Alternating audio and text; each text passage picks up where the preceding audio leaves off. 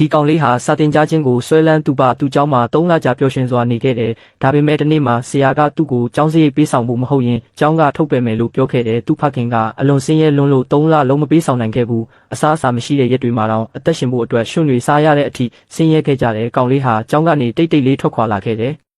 သူ့စိတ်ထဲမှာအခုတော့ပြက်နေတဲ့ရေဒီယိုတစ်လုံးကိုပြင်ဖို့သာအာရုံစိုက်နေခဲ့တဲ့တနေ့မှာအမိုက်ပိုင်းစတွေကနေပန်ကာတစ်ခုကိုတိဆောက်ပြီးသူ့ရဲ့ဝါယာကြိုးတွေကိုရေဒီယိုနဲ့ချိတ်ဆက်လိုက်တဲ့သူတခြားကောင်လေးတစ်ယောက်ကိုတကားဖွင့်ခိုင်းခဲ့တဲ့တကားဖွင့်လိုက်တာနဲ့လေပြင်းတစ်ခုအတွင်းထဲတိုးဝင်လာပြီးပန်ကာကိုအရှိန်ပြည့်လဲစေခဲ့တဲ့လူတိုင်းကပြက်နေတဲ့ရေဒီယိုကဘလို့အလုပ်လုပ်နိုင်မှလဲလို့ထင်ခဲ့ကြတယ်။ဒါပေမဲ့ခဏကြာပြီးနောက်ရေဒီယိုကတချင်းဖွင့်စတင်ခဲ့တဲ့လူတိုင်းဝမ်းသာအားရနဲ့လက်ခုပ်တီးခဲ့ကြတယ်။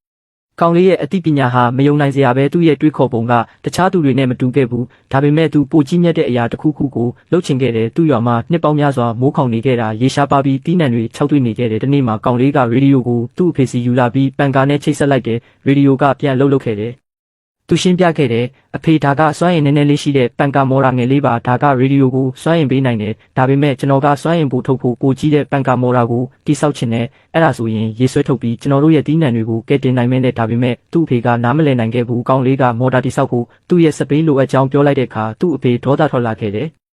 သူကောင်လေးကိုရိုက်ပြီးမင်းเจ้าကနေထွက်လာပြီးအခုတော့ဒီသုံးမဝင်တဲ့အရာတွေနဲ့အချိန်ဖြုံးနေတယ်လို့အော်ဟစ်ခဲ့တယ်သူကောင်လေးစောက်ထားတဲ့မော်ရာကိုတော့ရိုက်ချုပ်ခဲ့တယ်ကောင်လေးစိတ်ပြတ်သွားခဲ့ပေမဲ့သူလက်မလျှော့ခဲ့ဘူးသူနေတိုင်းသူ့အဖေကိုကျေးဇူးပြုပြီးခင်မွေးရဲ့စပိန်ကိုတစ်ခါလောက်ပဲပေးပါဗျာကျွန်တော်ကိုယုံပါလို့တောင်းပန်ခဲ့တယ်ဒါပေမဲ့စင်းရဲမွေးတေမှုကသူ့အဖေကိုသဘောမတူနိုင်အောင်တားဆီးထားခဲ့တယ်တနေ့သူ့အဖေကသူ့စီလာပြီးကောင်းပြီးငါမင်းကိုစပိန်ပေးမယ်လို့ပြောတဲ့အထိပဲကောင်လေးရဲ့မျက်လုံးတွေအယောင်တောက်သွားခဲ့တယ်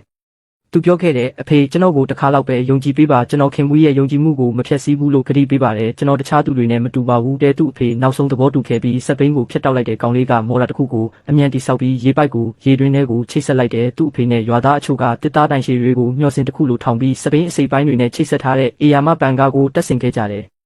ကောင်လေးကဝါယာကျိုးတွေကိုမော်ရာနဲ့ချီပန်ကာကိုကင်ထားတဲ့ကျိုးကိုလွှတ်ချလိုက်ရာပန်ကာစတင်လဲပတ်ခဲ့တဲ့လူတိုင်းတစ်ခုခုဖြစ်လာမလားလို့စိုးရိမ်တကြီးစောင့်နေခဲ့ကြတယ်ကောင်လေးကဆုံးဖြတ်ချက်အပြည့်နဲ့မျက်လုံးတွေနဲ့မာနကြီးစွာရက်နေခဲ့တဲ့တနေ့မှာလူတိုင်းလဲဝင်းတွေနဲ့အလုံးလုံးနေတော့ရုတ်တရက်မော်ရာစတင်လဲပတ်ခဲ့တဲ့အားလုံးရဲ့မျက်လုံးတွေရေတွင်းစီးလှည့်သွားခဲ့တဲ့ဖြည်းဖြည်းချင်းရေတွေဟာပိုက်ထဲကနေစိတ်ထွက်လာပြီးနောက်တော့အပြင်းစွာစီးဆင်းလာခဲ့တယ်